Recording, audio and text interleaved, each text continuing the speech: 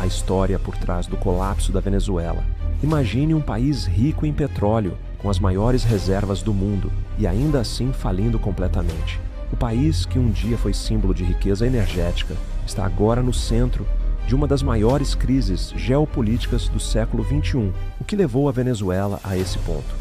E por que hoje o presidente Nicolás Maduro está preso em Nova York? Fique com a gente, porque essa história é mais estranha e mais complexa do que você imagina.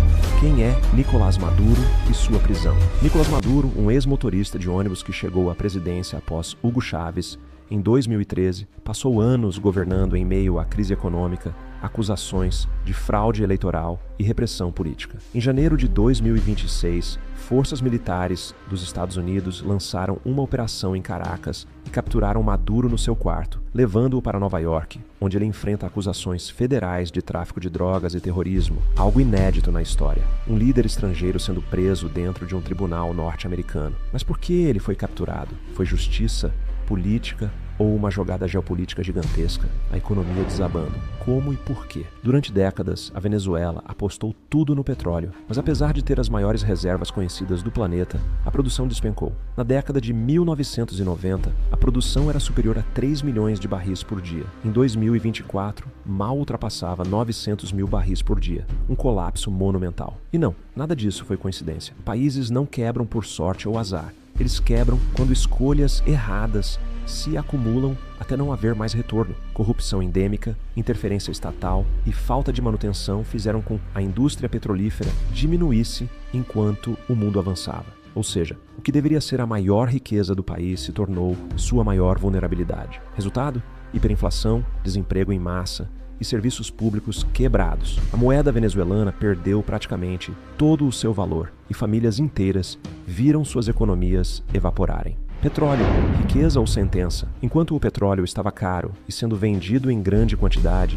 o sistema parecia funcionar. Mas quando o preço caiu no mundo e a produção começou a diminuir, o dinheiro simplesmente parou de entrar. E como o país não tinha outras fontes fortes de renda, como indústria, tecnologia ou agricultura, toda a economia começou a desmoronar ao mesmo tempo. Então fica a pergunta: ter tanto petróleo ajudou ou deixou a Venezuela vulnerável demais? Porque no fim das contas, quando um país não possui diversificação econômica para sobreviver, um único choque foi suficiente para derrubar uma nação inteira. As sanções e envolvimento dos Estados Unidos, parte da pressão sobre a Venezuela veio de fora, especialmente das sanções impostas pelos Estados Unidos ao longo de anos em resposta à crise política e às acusações de violações de direitos humanos. Um dos exemplos mais importantes aconteceu em 2019, quando os Estados Unidos proibiram que empresas norte-americanas comprassem petróleo da estatal venezuelana. Na prática, essas sanções atingiram o setor petrolífero e limitaram a capacidade do país de vender seu principal produto no mercado global,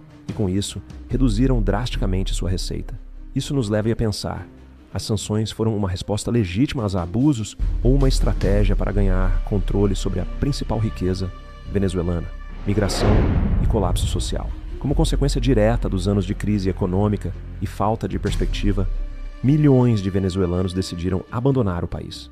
Desde 2014, o fluxo migratório explodiu de algumas centenas de milhares para quase 8 milhões de pessoas, transformando a diáspora venezuelana numa das maiores do hemisfério ocidental.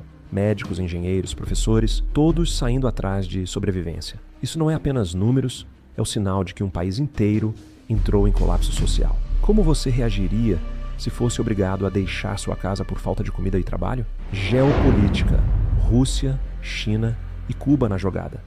A crise da Venezuela nunca foi apenas um problema interno. Aos poucos, o país se transformou em um campo de disputa entre grandes potências globais. A Rússia, por exemplo, ofereceu apoio militar, armas e treinamento, não por solidariedade, mas por estratégia. Ter um aliado forte na América Latina significa desafiar diretamente a influência dos Estados Unidos no próprio quintal deles. É uma forma de mostrar ao mundo que Moscou ainda joga no tabuleiro do poder global. Já a China entrou por outro caminho, o econômico. O país precisava de petróleo para manter sua indústria funcionando e encontrou na Venezuela uma fonte abundante, muitas vezes vendida com desconto. Além disso, Pequim concedeu bilhões em empréstimos, criando uma relação de dependência. A Venezuela devia dinheiro e a China garantia petróleo e influência. Cuba, por sua vez, tinha um interesse mais direto e imediato: recebia petróleo venezuelano em troca de médicos, assessores e apoio político. Para um país com poucos recursos, essa parceria era vital para sua própria sobrevivência. Tudo isso transformou a Venezuela num tabuleiro de xadrez geopolítico entre superpotências com interesses tão diferentes quanto conflitantes. Então fica a pergunta: a Venezuela foi vítima de seu próprio modelo político ou simplesmente um objeto de disputa entre gigantes mundiais? E agora, reconstrução ou caos permanente? Com Nicolás Maduro fora de cena e um novo governo tentando assumir o controle, a Venezuela entra em uma fase delicada. Não é o fim da crise, é apenas o começo de uma transição. O país continua com a economia fragilizada e com a principal fonte de riqueza praticamente destruída. Refinarias abandonadas, produção baixa e anos de má gestão, o futuro ainda é incerto. Ao mesmo tempo, o petróleo venezuelano volta a chamar a